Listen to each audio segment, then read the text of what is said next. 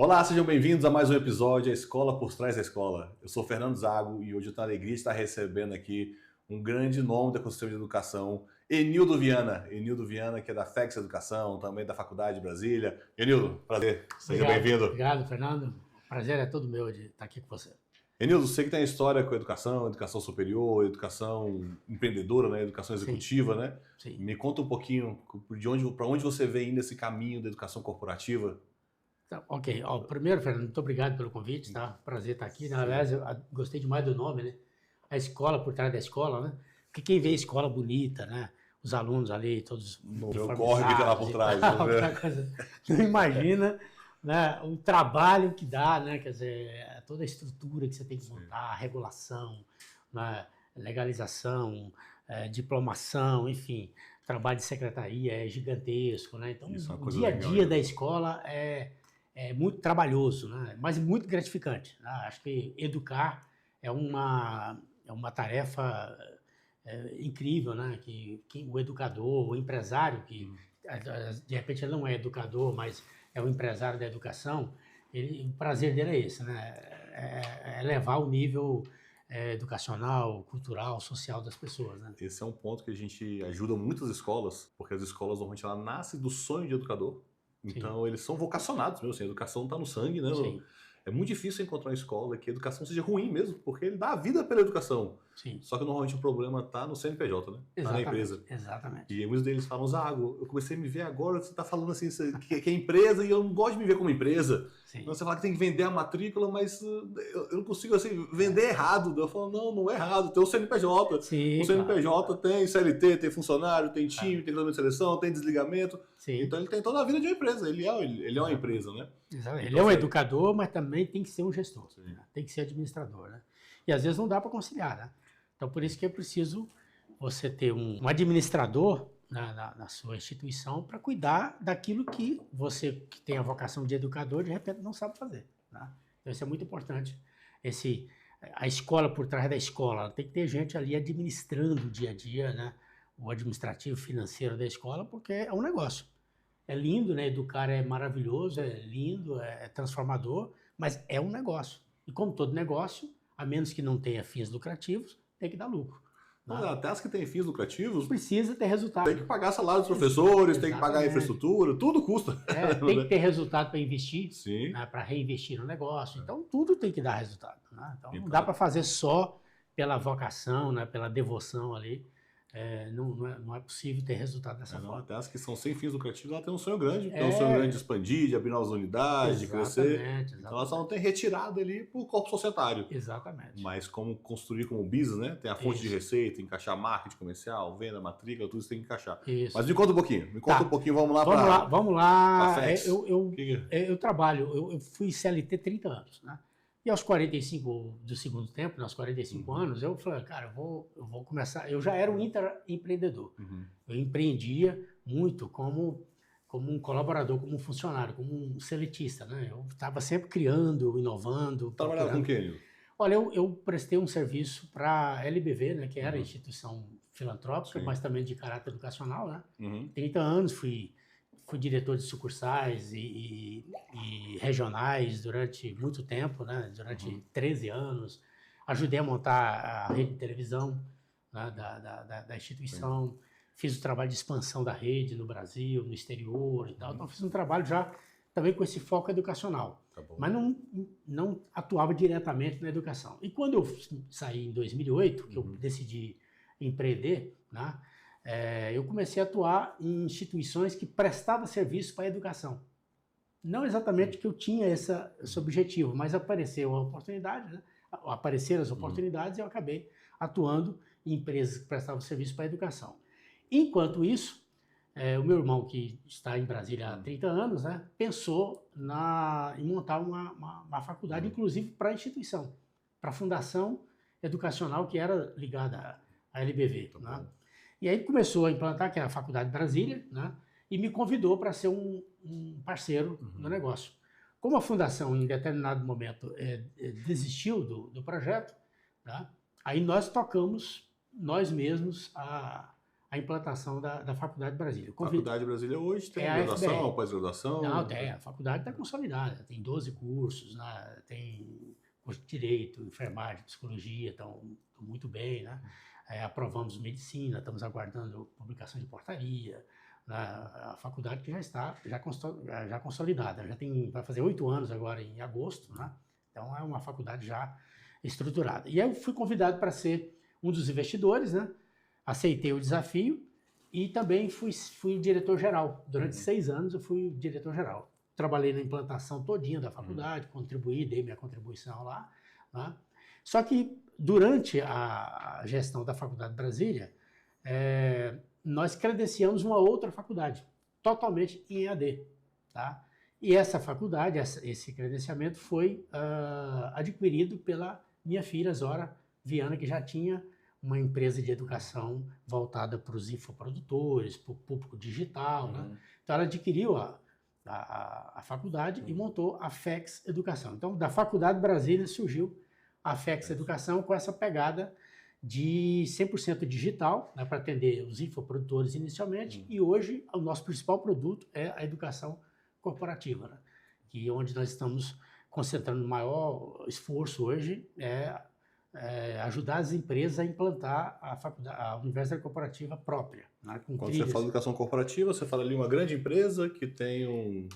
Exatamente. O nosso cliente ideal é a empresa que tem 300 colaboradores acima, né, que ela já tem uma demanda necessária ali urgente, né, de educação, né, de treinamento e desenvolvimento, e a gente entra estruturando toda essa base, porque a maioria das empresas não tem isso estruturado. Tem ali alguma iniciativa, né, de treinamento e desenvolvimento, mas não com essa organização toda. Então a gente entra criando toda a trilha educacional básica, né, que vem do onboard até, né, o pós-venda, né, digamos, né, passando por todas as etapas da empresa. E avançamos também com curso de graduação para gestão comercial. A gente personaliza até 30% do conteúdo de acordo com o nicho de negócio. Tá? E ainda a criação de pós-graduações e MBAs, tudo de acordo com a demanda do cliente, ou seja, com o nicho de negócio. Então, e tudo a sua personalizado. Área de educação corporativa, a educação dentro da sua empresa, acaba sendo reconhecida pelo MEC com o título de pós-graduação, de graduação. Exatamente.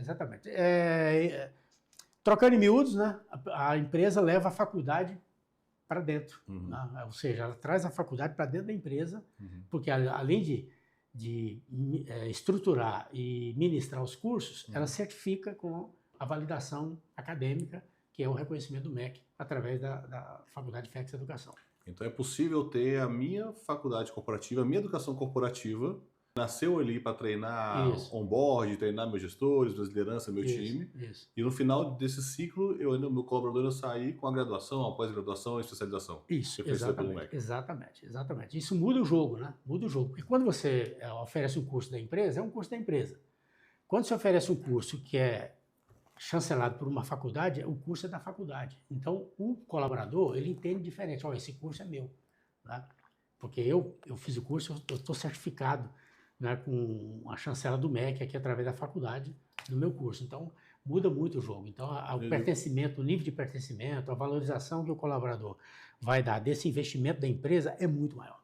E eu imagino que o tamanho do impacto, você tem algum número para trazer sobre quanto que isso impacta no turnover, na rotatividade de colaboradores, no recrutamento de seleção? Tem algum número disso? Temos um número. A gente reduz em até 70% o turnover. Me dá um exemplo, por exemplo, Por exemplo, o nosso principal case é a Embracon, que é a terceira maior empresa do país de consórcio. Né? Nós temos os dados revelados pela empresa, que eles reduziram em 70% o turnover e economizaram 7 milhões por ano com rescisões trabalhistas. Então, isso é um dado incrível, né? E isso é quase que automático, né? Que o colaborador, vendo a oportunidade de crescimento dentro da empresa através da educação, a chance dele permanecer lá é muito alta. Né?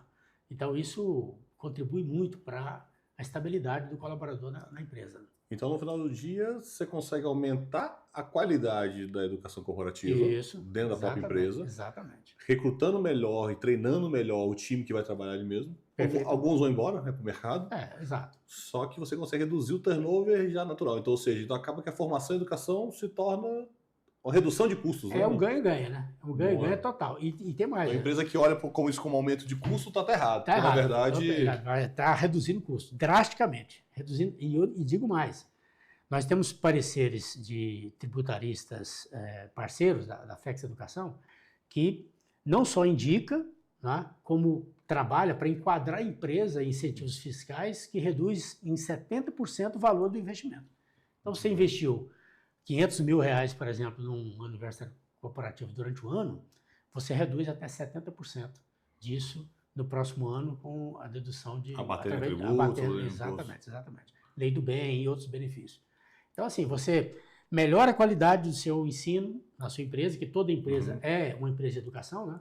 Então, você treina todo dia muita gente o tempo todo. Sim. Então, você já é uma empresa educacional. Esse é o desafio de todo mundo. O desafio de todo negócio é formar pessoas. Né? Formar pessoas. Até quando a gente fala escola por trás da escola, o desafio da escola é formar os seus professores, diretores, governadores. Exatamente. Então, o desafio de todo mundo é formar gente. Né? E o empresário não pode ter aquele mirar, eu vou treinar a pessoa para ele ir para o concorrente. Não, você treina para ele ficar. Claro, se ele um dia sair, é melhor ele sair preparado para o concorrente do que você não preparar ele e ele ficar. Né? Porque ele vai ficar, né, sem a qualidade que você gostaria que ele ficasse. Então, né, o empresário não pode pensar dessa forma, né, de que ele vai treinar ele e ele vai depois para o concorrente. E vocês ajudam muitas pessoas com capacitação, você falou, desde o onboard até o treinamento. Sim. Quando a gente olha dentro das áreas da empresa ali, vocês que já lideraram, né, tem os programas de educação de vocês. Sim. Você fala ali, quando você olha com um grande líder, o que um grande líder tem dentro de um time? Qual que é o papel de um líder? O grande papel do líder é inspirar. Se ele consegue inspirar a sua equipe, o seu colaborador, ele consegue uma mudança de cultura incrível, né? Porque através do exemplo, através dos objetivos definidos, né, muito claramente para atingir os resultados que a empresa precisa, ele consegue motivar o seu pessoal e inspirá-los para batalhar por esse objetivo, né, por esse ideal. Né? Você como liderança, Nildo, o que você fala assim, o que foi o meu maior acerto até hoje, cara, como líder? Você fala, cara, isso é uma coisa que todo líder tinha que ter, todo líder... Olha, eu modéstia as favas, né, eu sempre fui bem em relacionamento, né? E relacionamento não é só o relacionamento com o externo, né? Você tem que se relacionar muito bem com o seu time, né? Você tem que ser acessível, né? Você tem que, às vezes, se colocar no lugar do subordinado, do colaborador, né? Criar meios para que ele possa enxergar as oportunidades de crescimento dentro da empresa, né? Orientar o colaborador a não delegar a carreira para a empresa, né? A carreira é dele, né? Ele não é simplesmente um funcionário. Ele é um prestador de serviço, prestando serviço para a sua empresa. Então, a marca dele, né, é exatamente a competência, a dedicação, né, o empenho. Né? Quando você consegue fazer com que a sua equipe entenda isso, né, você está liderando, acredito que, muito acerto e com os resultados aí mais alcançáveis. Né? Qual é o principal erro que você vê nas lideranças dentro das empresas? Cara, isso aqui normalmente é um tropeço que o líder normalmente cai nesse buraco sempre. Né? Eu acho que o maior erro é não escutar. Né? Não escutar a sua equipe, não escutar o cliente. Né? O cliente ele tem que estar permanentemente ali do seu lado, né? Mesmo que imaginariamente falando, né? Ele tem que estar ali porque você tem que pensar nele, né? Como é que eu vou fazer para agradar o cliente, como é que eu vou agradar o pai do aluno, como é que eu vou agradar a mãe do aluno. Isso falando de educação, né? Como é que eu vou agradar aqueles que dependem do serviço que eu ofereço, né? Então, acho que se você escutar mais, com certeza você vai errar menos, né? Você vai ter mais resultado. Muito bom. Quando a gente fala ali de que a empresa, né, a escola é um negócio, né? E você fala como negócio depende de receita, né? Porque então, de receita a gente está falando ali de casar, a gente chama de revenue ops, né? Então, você está casando a comercial, marketing e sucesso do cliente, né? Quando você fala desse relacionamento, escutar o cliente. Nossa experiência dentro da educação. A educação se torna um jogo de rouba-monte, né? Porque você fala o número de alunos, principalmente na educação básica, ele diminui ano após ano. Exato. Esse ano ele reduziu quase 1 milhão de alunos. Pois é. Então você fala, então se torna um jogo de rouba-monte. Se eles não estão na minha escola, eles estão em outra, né? Sim, exatamente. Então, o que vocês têm feito lá de boas práticas? Você fala de comercial, de marketing? Essa questão da qualidade é o principal, né? Quando você tem qualidade, você, através do seu público interno, você acaba vendendo sozinho, né? Porque a qualidade, as pessoas também falam muito bem quando são bem atendidas e o ensino de qualidade realmente fala muito alto, né? Isso é básico, né? Agora, suas campanhas de marketing muito bem dirigidas, né? Muito bem orientadas, objetivos bem definidos, né? Porque aquilo que você falou é seríssimo, né? A população jovem está reduzindo drasticamente, né? Você vê hoje as famílias tendo 1, 2 crianças no máximo, né? Então, nós temos aqui cidades satélites de Brasília, por exemplo, com dificuldades, né, com as escolas de ensino fundamental, porque realmente o número de crianças diminuiu, né, muito. São Paulo, o estado de São Paulo, por exemplo, diminuiu 1,5 milhão. 1,5 milhão de crianças na rede pública estadual, né? Você imagina nas particulares. Então, é um dado preocupante e você tem que estar muito atento a fazer permanecer os alunos que você já tem, né, até cumprir o ciclo educacional dele e ainda buscar outros de outras escolas, né? Aí é a eficiência que vai falar mais alto, né? Onde você é mais eficiente, você é mais competente, vai fazer com que você traga alunos de outras escolas para a sua.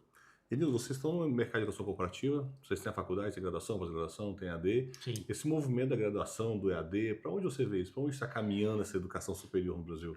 Olha, a graduação presencial, ela é bastante preocupante, né? A educação presencial está enfrentando muitas dificuldades, muitos grupos grandes aí têm enfrentado dificuldades. Para você ter uma ideia, né, o MEC tem 5 cursos que dificilmente serão EAD um dia, né? É medicina, enfermagem, psicologia, direito, né? E outro ligado à saúde, né? Então, esses 5 cursos, praticamente não vão ser EAD. Fora esses, né, praticamente o EAD está dominando completamente. Então, as dificuldades são grandes. As grandes estruturas hoje estão reduzindo de tamanho, porque o alunado, né, diminuiu, e é um desafio enorme, e quem investir em educação digital, com certeza terá mais resultado no médio e longo prazo. Muito bom, esse é um movimento que eu vejo muito. Acredito que o digital não vai substituir 100% o presencial, mas esse encaixe vai existir cada vez mais, sabe? Então, onde você tem um conteúdo de base, de replicável ali, esse tem que ser digital mesmo, né? Assiste a qualquer momento, né? Sim. Mas a qualquer momento também é interessante as novas gerações, porque as novas gerações, quando ela está assistindo uma aula que é ao vivo, mas é online, né? É virtual, e você pergunta para ela se aquela aula foi presencial, ela fala que foi. Sim. Então, para ela, aquela aula, quando ela tem interatividade, quando ela está online, quando não é uma aula gravada, para ela já classifica as novas gerações como sendo uma aula que é só presencial. Você teve interação, teve coisa para ela, foi local. Não. Exatamente. Então, a experiência de ensino tem mudado. E, ao mesmo tempo, também é importante a gente usar cada vez mais o polo físico para experiência, para empregabilidade, para coisas mais profundas que não são o ensino, né, as matérias básicas do dia a dia, né? Então, os polos físicos, eles vão servir cada vez mais para aulas práticas, né? Então, quer dizer, por isso que o MEC, esse novo marco regulatório do EAD, né, está exigindo, né, mais atividade prática nos polos, exatamente para não perder esse elo com o aluno, né? O aluno ter um compromisso de ir ao polo, fazer ali as práticas de laboratório e aulas práticas e tal, exatamente para combater um pouco essa dispersão, né? De que o aluno entra lá, liga a câmera, vai fazer outra coisa e depois faz a prova ali de qualquer jeito e passou, já que é o diploma e está tudo certo. O MEC fez essas alterações, ao meu ver, foram importantes, né? Porque disciplina um pouco o EAD, porque estava muito disperso, né? E está ajudando as faculdades que estão mais estruturadas a segurar seus alunos, né? Porque o EAD, realmente, se você assistir uma aula, que ela é online, ela é ao vivo e online, ou seja, a pessoa dificilmente ela vai, né, ir pessoalmente lá, porque ela sabe que em casa também ela vai assistir, ou onde ela estiver, ela vai assistir aquela aula, talvez com a mesma qualidade, como se ela estivesse lá, no ambiente, né? Então, toda iniciativa que faz com que o aluno venha na faculdade, ela é importante para manter a educação tradicional ainda por um bom tempo competitivo. E você comentou ali de capacidade de redução de custos, de abater impostos e coisas. Sim. Você trabalha muito com SEBAS, né? Sim. Conta um pouquinho para quem não conhece ainda, quem tem instituições de ensino e que não utiliza nenhum tipo de benefício fiscal nesse formato. Tá. Como que... Você fala muito sobre isso, né? Exatamente. É uma ótima pergunta, né? Uma ótima pergunta. Paralelamente às faculdades, né? Nós temos um escritório especializado em consultoria para a educação básica, também até para o ensino superior, mas consultoria regulatória, de credenciamentos e tudo mais.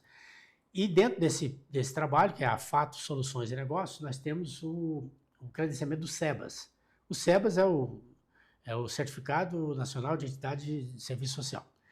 Com o SEBAS você reduz impostos, tá? E ainda obtém recursos oficiais. Para isso você precisa ser uma instituição de serviço social, uma instituição beneficente. Uma escola privada que não tenha nenhuma ação social não vai ter escopo para buscar o credenciamento do SEBAS, né? Então, se você é uma entidade... O que tem que ser na prática? Não, porque o certificado é para entidades de serviço social, beneficentes. Tá bom. Então, obrigatoriamente tem que ser sem fins lucrativos. Sem fins lucrativos. Tá bom. Ela precisa ser sem fins lucrativos. Então, instituições sem fins lucrativos. Exatamente. E tem que ter quais requisitos? O que tem que ter na prática? Ela tem, por exemplo, uma escola de ensino privado, mas tem um instituto ligado a ela, que é social, ela pode ter o SEBAS pelo instituto. Entendeu? Tá bom. Aí a gente entra com toda a orientação de documentação, de tudo que é um checklist, né, de obrigações para que você possa requisitar o credenciamento do SEBAS. E importante, se você apresentou toda a documentação, a gente monta todo o processo e o seu documento foi recebido, ou seja, já gerou um protocolo, né, desse recebimento, você pode depois obter isenção de impostos a partir do protocolo.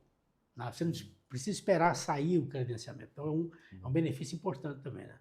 Então, quer dizer, se você deu entrada agora em 2026 e sua documentação foi aceita, e no ano de 2027, por exemplo, você já pode pedir isenção fiscal a partir do protocolo de 2026. Qual é o tamanho disso? Qual é o tamanho da isenção? Olha, depende muito da ação social, depende do volume de receita. O detalhe é o seguinte, a empresa, a instituição que requisita o credenciamento, geralmente é que tem aí 10 empregados acima, 10 colaboradores acima. Então, porque ela já tem ali uma estrutura, né, mínima, regulatória para poder pedir o credenciamento do SEBAS. Isso vai variar muito. Aí a nossa consultoria entra, né, dizendo mais ou menos dentro do que ela arrecada, dentro do que ela tem de receita durante o ano, mais ou menos o quanto que é dedutível. Tá bom. Tá o percentual. Então hoje o requisito normalmente vocês entram para fazer novos credenciamentos ou para renovar ou na burocracia? Também. Tanto para novo credenciamento quanto para renovar. A gente presta o serviço completo. Tá bom. Tá? E aonde é que a maior parte eu vejo muita escola sofrendo com o SEBAS, né? Eu vejo muitas confessionais, eu vejo... Então, é que o SEBAS tem algumas exigências também, né? Ele tem benefícios, né? Aquele negócio, todo benefício vem com uma carga de obrigações, né? Sim.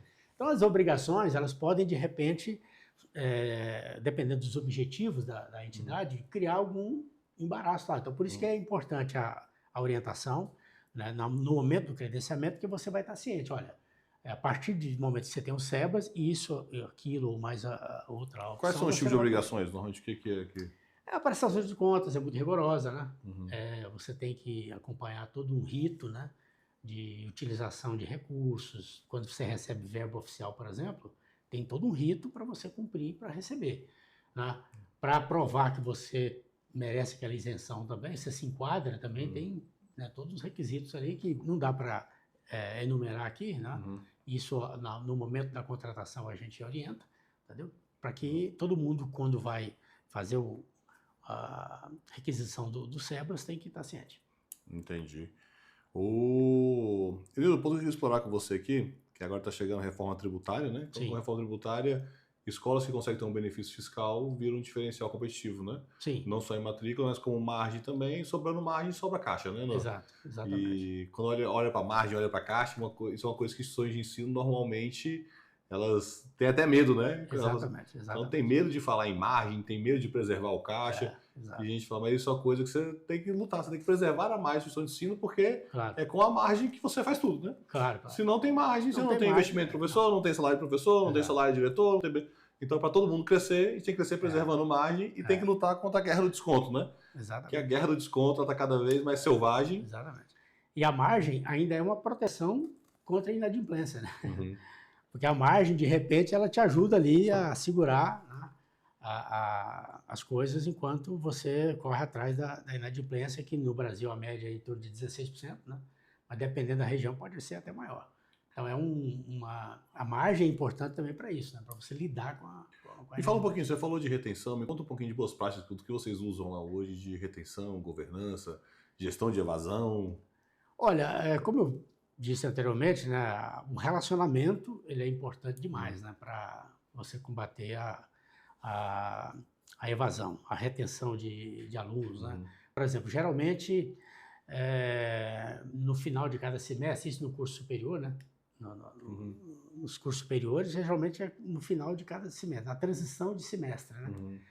Geralmente o aluno ele está inadimplente ali, 2 meses e tal, então a chance dele, de repente, até migrar para uma outra instituição para tentar driblar a questão da inadimplência é alta. Então a gente tem uma relação, procura ter uma relação muito próxima do aluno, né, para que ele entenda a necessidade de cumprir ali com seus compromissos, né, financeiros com a instituição, porque o custo é muito alto, né? Então a gente procura ter essa relação através de sistema de IA, de rede social, de grupos de WhatsApp. Então a gente tem uma relação bem próxima dos alunos para ajudar nessa retenção e combater a inadimplência. A gente tem trabalhado muito, não olhar até para a gestão da evasão, é um termo até que eu não gosto, porque quando você fala de gestão da evasão, a gente está olhando aquilo que a gente já perdeu. Né? Já perdeu, exatamente. Na verdade, a gente tem que fazer gestão da retenção, né? Assim, gestão do relacionamento. Prevenção. Então, a gente tem já algumas instituições a implementarem áreas de sucesso do cliente, área de retenção, área de qualidade. Exatamente. Porque com isso a gente consegue ser proativo, né? E, inclusive, as instituições têm implementado hoje um score de permanência mesmo. Para entender quanto que aquela família está engajada no dia a dia, quanto aquele aluno está engajado e qual a probabilidade dele deixar a gente, né, no final do ciclo, no final de um ano. Né? Porque nunca é de surpresa, né? O pessoal fala assim, nossa, de repente aconteceu, eu perdi meia turma. Exatamente. Uma das formas que a gente faz na Faculdade de Brasília, por exemplo, é identificar a capacidade do aluno no momento da matrícula. Então, capacidade financeira, capacidade a gente tem métricas ali, né? Por exemplo, eu posso até revelar algumas aqui, né? Quando é o pai que paga a mensalidade, né? Por exemplo, as chances de evasão é menor. Né? Quando é o próprio aluno que paga, porque ele já está trabalhando para pagar a faculdade, esse risco aumenta. Por quê? Porque ele pode ser demitido, ele, pode, por outra razão, perder o emprego. Então, isso gera um problema que pode avançar para a evasão. Então, tem alguns detalhes ali que a gente mais ou menos identifica o aluno que tem mais chances de ficar estável durante o curso. Então, a gente vai, através dessas informações, a gente vai buscando também um contato específico, né, com o aluno e tal, para poder colaborar de alguma forma, fazer algum tipo de negociação e tal, para poder fazer com que ele permaneça. Muito bom. Enildo, eu queria perguntar para você que a gente participa de alguns ecossistemas em conjunto. Sim. Você participa do nosso conselho. Isso. E aí, como que é a sua visão assim, de quem não participa ainda de ecossistema, quem não está dentro de comunidade? Qual que é a sua visão de crescer em comunidade, crescer em ecossistema? Qual que é a importância disso para quem não está ainda, para quem... Não sei, que empreender é um ato solitário, né? Sim. Então, às vezes, você está dentro da sua escola, da faculdade, sozinho, né? Exato. Então, você acha que aqueles problemas são só seus, né? Exato. Você está lá com água até o teto, né? Com lama até o teto. Exato. E aí você fala, qual que é a importância de conviver em comunidade, em ecossistema? Olha, Fernando, eu estou gostando demais, né, das comunidades que têm participado. Aliás, ao longo da minha trajetória, sempre busquei também grupos de apoio também nas empresas que eu atuei e tal. Mas, mais ultimamente, né, eu tenho o prazer de ser seu colega lá também no Class Club, né, lá junto com o Flávio Augusto, o LJ, o Caio Carneiro, né, uma comunidade incrível, né, e aqui em Brasília com a Moai, né, esse grupo incrível que também tenho orgulho de estar lá no conselho liderado por você. Aliás, parabéns pela liderança lá, né? Você toma muita porrada? Muita pancada. Só cresce a porrada, né? Só. Mas assim, a maneira que você conduz lá é bastante eficiente. Você é muito querido lá por todo mundo e tal. Então, participar de comunidades é fundamental. Fundamental porque você troca experiência, você aumenta seu network, você amplia seus horizontes, você ouve, né, pessoas que passaram pelo que você já passou ou ainda pode passar. Então, assim, são informações muito valiosas. Eu estou muito contente, muito realizado, né, participar dessas comunidades e estou de olho em outras também, porque você precisa estar... eu sou goiano, né? E apesar de ter morado em 10 estados do Brasil e morei em São Paulo 20 anos e estou há 6 anos aqui em Brasília, né? Tem um ditado no interior de Goiás que muita gente talvez não conheça, né? Que é queixada, que é aquele porco do mato, né? Fora do bando é comida de onça. Né? Então, se você está em comunidade, você está mais protegido, você está mais apoiado ali. Então, acho muito... Quem não entrou ainda, quem não participa de nenhuma, experimente. Tá? Nem que seja por experiência mesmo. Aqui na Moai, por exemplo, eu fui participar do primeiro dia só como convidado, né? E achei a estrutura muito interessante e tanto que estamos lá, fazendo parte também. Então, se você ainda não participa, eu recomendo. E para quem está chegando agora, o cara está indo a primeira vez na comunidade, igual você falou, cheguei desconfiado, não conhecia ninguém, você chegar, como a pessoa chega para conseguir crescer em uma comunidade, né? Crescer dentro de um ecossistema? O que eu trago muito aqui dentro do Claraval Club, a gente faz essa intermediação, a gente ajuda a intermediar os negócios, a orientar o caminho. Eu gosto muito de olhar aquele coração ensinável, né? Aquele coração que vem para servir, né? Sim. Mas me conta a sua experiência, como você chega em um ecossistema comunidade e gera valor lá dentro, né? Então, a primeira coisa é escutar, né? Você tem que escutar. Você está chegando agora, não? Você tem que escutar. Eu fiz dessa forma, né?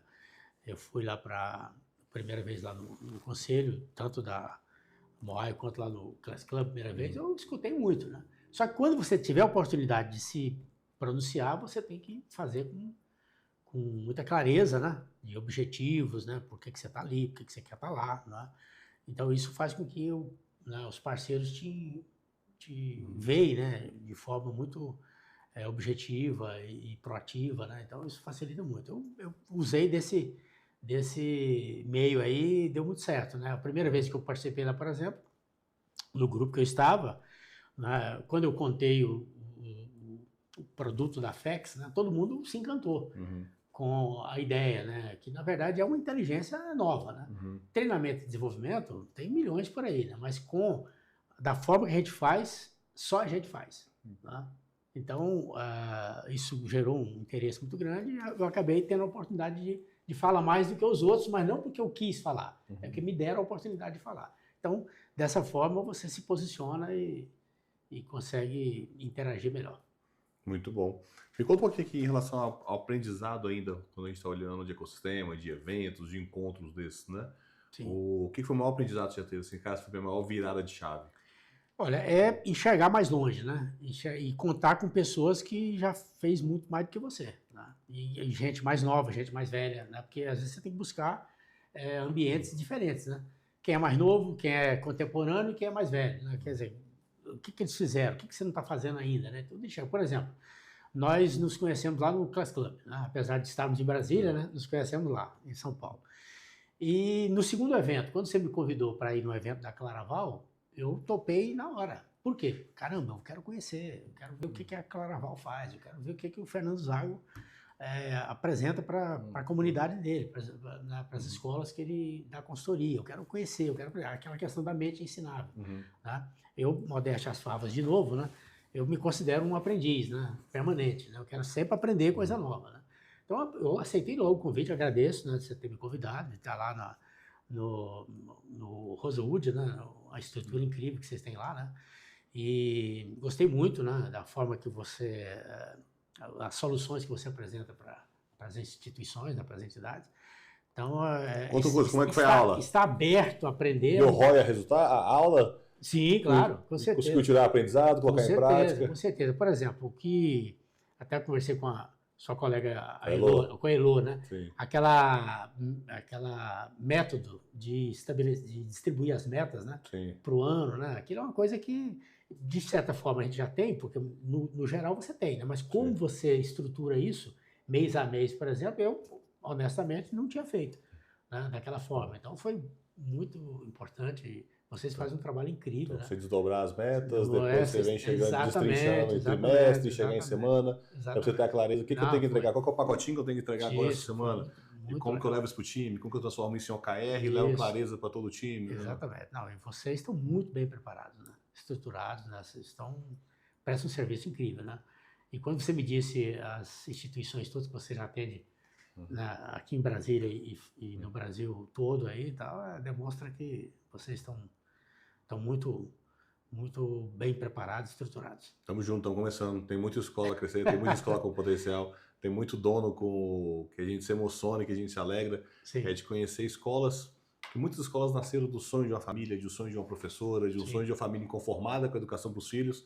E ela foi lá e falou, né, essa semana mesmo a gente estava com a escola de São Paulo, e aí ela, né, no meio do treinamento, começou a chorar, falando, nossa, eu briguei com meu pai para eu poder assinar, e eu montei a minha escola quando eu tinha 16 anos. Ele falou não deixar, mas quando eu fiz 18 eu assinei, eu abri a minha escola. Sim. Então você fala, aquela empreendedora que nasceu com sonho pedagógico, veio crescendo na escola, só que chega um patamar que você fala, não é que o sonho veio esfriando, é porque na verdade ela veio se afogando, né? E aquele modo bombeiro ali, ela não consegue ver mais um horizonte, né? Sim. Então ela fala, tem um sonho grande, tem um potencial grande, é um coração ensinável, mas tem tanto ruído, tem tanto ponto cego, tem tanta coisa que ela não consegue ver, que ela está atolada na operação, né? Sim. Então a gente fica muito feliz de conseguir falar, com essa energia, com esse potencial, tem um horizonte muito grande, né? Exatamente. As famílias precisam, a educação do Brasil precisa, né? Por isso que é necessário consultorias como a sua, né? Para fazer o educador, aquela pessoa dedicada que montou aquela escola, não está conseguindo enxergar, né? Você chega de fora para dentro, você consegue enxergar e mostrar para aquele educador, aquele gestor, né, o que ele precisa fazer para melhorar o seu resultado. Né? A camada que a gente faz é até próximo do que vocês fazem, só que você trabalha ali com educação corporativa vocado para empresas. Sim. Empresas desse posto que vocês trabalham, ela já tem um RH estruturado, então ela já tem uma área de treinamento e desenvolvimento de pessoas. Sim. E normalmente, é uma coisa engraçada, a escola vive de educação, né? A escola é educação, só que ela não tem educação para ela mesma. São poucas escolas que a gente consegue encontrar onde existe um RH estruturado, onde o RH que tenha plano de desenvolvimento de liderança, onde você tem um RH que pensa e fala, não, eu tenho uma trilha aqui, eu conheço o Enildo, meu líder, meu coordenador, ele tem essas qualidades, ele tem esses gaps, e agora durante esse próximo ano a gente vai desenvolver ele nessas competências. Sim. Então você fala, é muito difícil encontrar RH escolas que têm esse nível de maturidade. Sim. Então a gente não entra como posicionamento de uma faculdade de educação corporativa, então a gente se posiciona como sendo a escola das escolas, né? Então a gente ajuda os gestores a ser o líder certo no lugar certo, fazendo a coisa certa. Não. Perfeito. Mas no final do dia, a educação corporativa. Também, porque você está educando os educadores, né? Fazendo com que eles enxerguem a gestão de uma forma diferente, mais produtiva, e tenha um resultado que todo mundo quer, né? Todo mundo tem que ter lucro, tem que ter ROI, né? Tem que ter objetivo atingido no final do mês, né? No final do ano, né? E não te perguntar aqui, você tem instituições de ensino, já teve educação superior, atende muitas instituições de ensino básico. Sim. Quando a instituição tem o líder errado, quando você chega lá e fala, cara, é fácil de ver que aqui tem o líder errado. A instituição cresce? Não. Tem como crescer com o líder errado? Não tem como crescer. Tem como crescer com o coordenador errado, com a liderança errada? Não tem. Você já patinou muito? Já vi situações assim que simplesmente trocando a pessoa, a situação já muda completamente. É incrível. É isso, assim, ter o líder certo, no lugar certo, fazendo a coisa certa, muda drasticamente, você muda completamente. Né, exatamente. O líder é tudo, né? Em qualquer empresa, qualquer instituição, qualquer lugar, você tem que ter comando, né? Tem que ter uma direção, tem que ter objetivos bem definidos, né? Tem que ter ambiente bom, né? Tem locais que você percebe que o ambiente não é legal, né? O ambiente de trabalho não é bom, né? Isso, com certeza, vai influenciar diretamente no resultado. Queria pegar um ponto também que agora mudou de assunto, em relação à estratégia para atrair cliente, atrair mercado, atrair visibilidade das famílias. Um ponto que você tem trabalhado também, a gente trabalha muito, a gente está aqui no nosso podcast, você tem o seu podcast também. Sim. Me conta um pouquinho, dividindo com as escolas, a gente defende muito que toda escola também já deveria começar a ter seu podcast. Sim. Por quê? Primeiro, o podcast é um custo de aquisição baixo, sim, é um formato fácil de ser implementado. Sim. e ao mesmo tempo você antecipa uma conexão, né? Para as famílias, seja desde o fundamental ali, a família já começa a ver a coordenadora, começa a ver os professores, ela começa a ver... Então ela começa a fazer parte, né? Porque tem de gente que escuta a gente e fala, eu ouvi que você falou aquilo, super legal. E fala assim, parece que eu estou sentado na mesa juntos, isso aqui é um papo informal, um papo de casa, né? Sim. Mas me conta um pouquinho também sobre a sua visão sobre ter um podcast, sobre essa estrutura de comunicação como canal de aquisição, né? Como canal de entrada. Não, é importantíssimo. Agora, se você ainda não tem estrutura para botar um podcast, eu vou contar para você a experiência que nós tivemos na Faculdade de Brasília. Nós começamos do zero, né? Assim como a FEX Educação também. O que a gente fez? A gente fez um trabalho de Instagram muito eficiente, colocando todos os professores, todo o nosso corpo docente, toda a equipe também de secretaria para aparecer no nosso Instagram, né? Ou seja, não era nem um podcast ainda. Não era o podcast ainda. Então, todo mundo aparecia ali. Então, os alunos, os pais dos alunos, a família do aluno, então, enxergava quem estava ministrando aula para os seus filhos. Você criar mais conexão, então, criar rapport, exatamente. Isso foi muito bom, e ainda fazemos isso permanentemente. Né? É um canal para você colocar a vida da sua escola dentro da casa do aluno, criar um relacionamento. Um relacionamento importantíssimo. Agora, o podcast, ele potencializa tudo isso, né?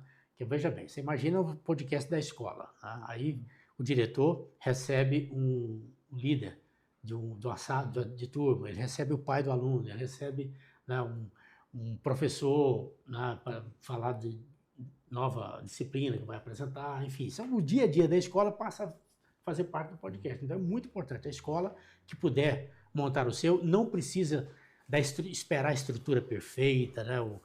Tudo tecnicamente de ponta, não há necessidade disso. O feito vai ser sempre melhor do que o perfeito, né? Então, o importante é começar. Então, acho fundamental. Muito bom.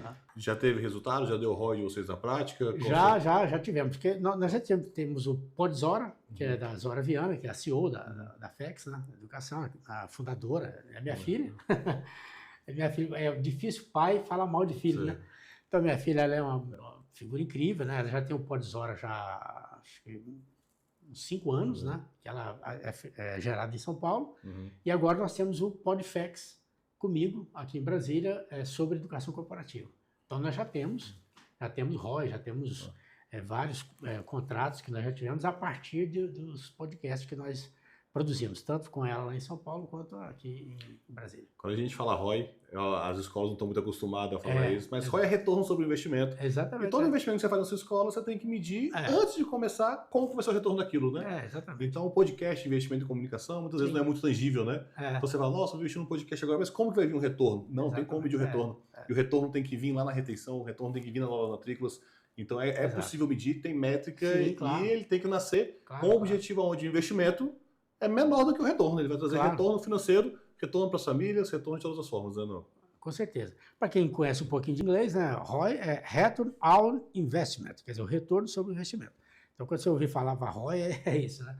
Então, é fundamental. Por exemplo, nós estamos nas comunidades que nós estamos, né? A gente está lá em busca de resultado. Né? A gente está lá só para dizer que estamos. É claro que a gente aprende muito, né?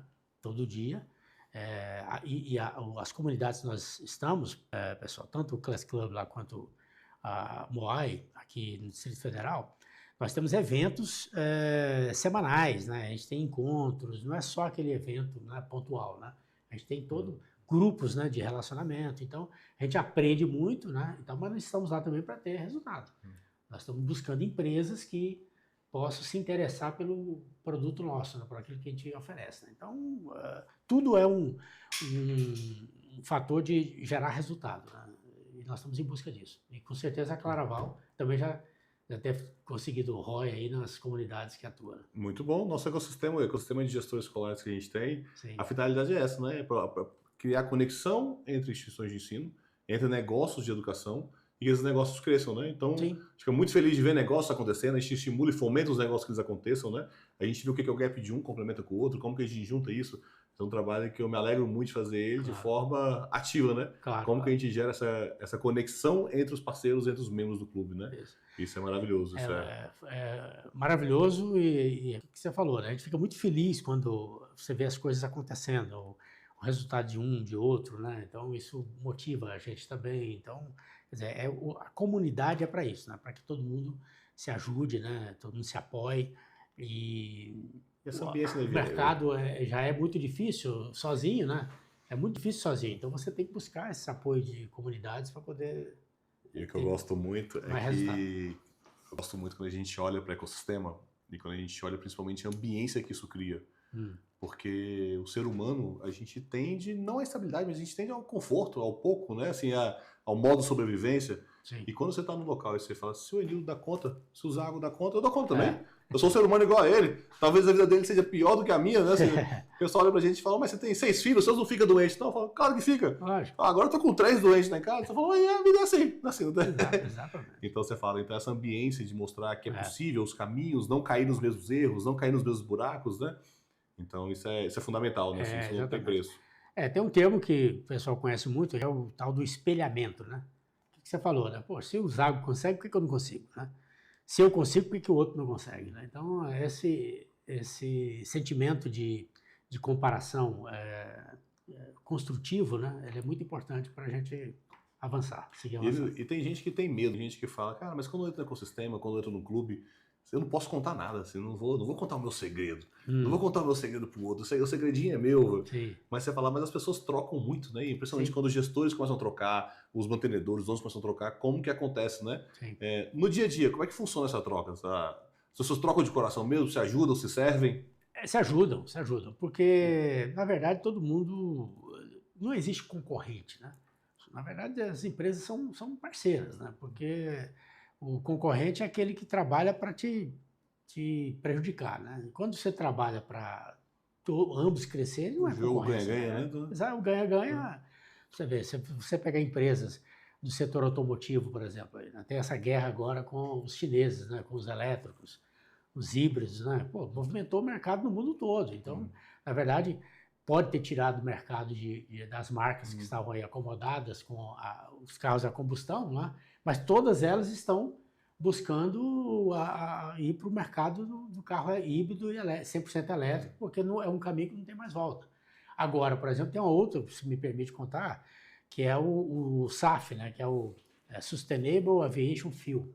Que toda companhia aérea que não tiver um combustível gerado a partir do sebo bovino, que é transformado em combustível de aviação, vai ser mal vista, né? Porque é totalmente sustentável, né? E ambientalmente correto, né? Então, assim, são coisas que vêm para fazer você melhorar o produto que você oferece, né? Para evoluir, né? Então, a concorrência saudável é importante para isso.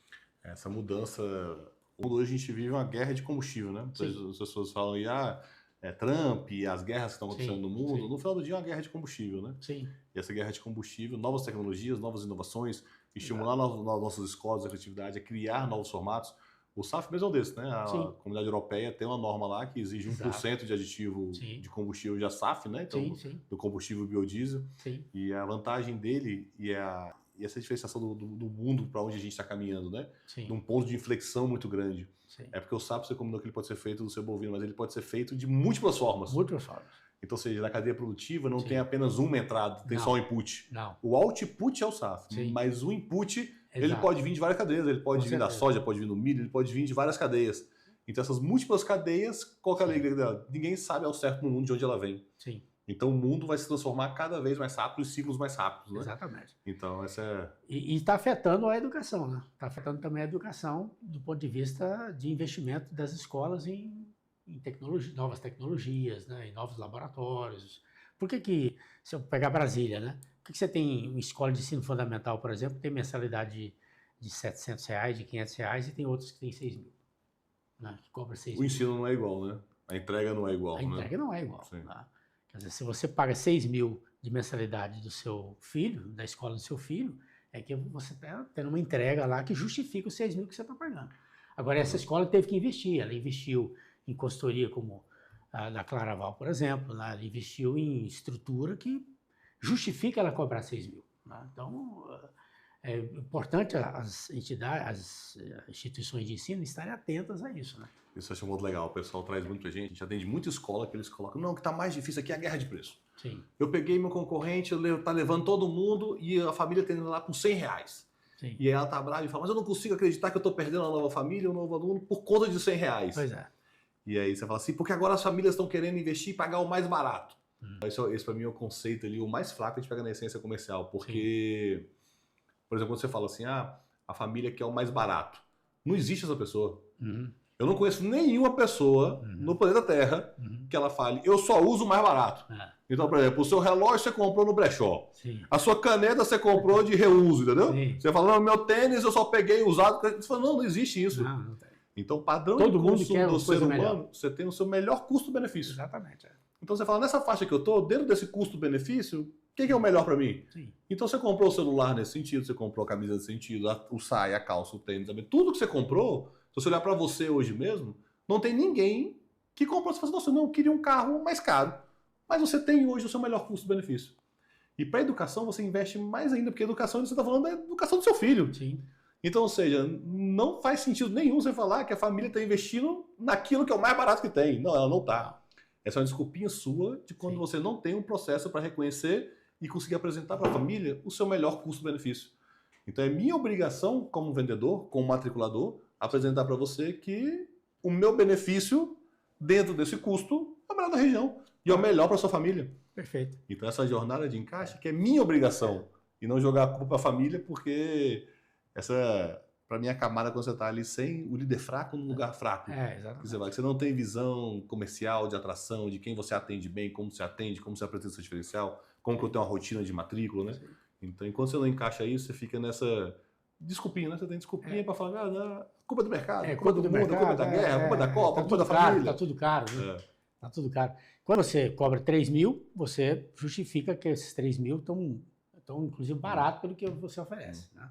Quando você cobra 6 mil, você vai provar a mesma coisa, vai mostrar a mesma coisa.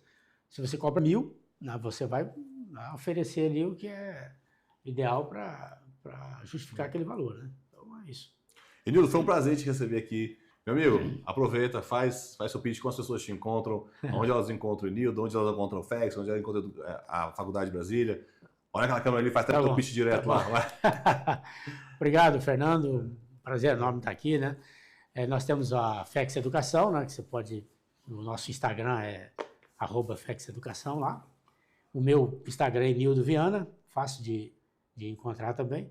E você, empresário, você, CEO, o diretor de RH, se você interessa para você instalar uma universidade corporativa na sua empresa, que vai organizar todo o sua base educacional básica, vai te oferecer cursos de graduação, pós, MBA, se interessa para você um custo escalável que se encaixa no orçamento da sua empresa, procura a FEX Educação, que nós teremos a solução perfeita para você. E ainda te oferecemos as condições para você deduzir até 70% do valor investido com incentivos fiscais. Então isso é muito importante e nós estamos aqui à disposição. Agradeço demais aqui mais uma vez o Fernando Zago pela oportunidade e quero te receber também lá no nosso podcast, no Podfex, comigo aqui em Brasília em breve. E parabéns pelo sucesso da Claraval, o trabalho que vocês fazem é incrível, né? E estamos juntos aí para vencer os desafios. Obrigado, meu amigo. Obrigado.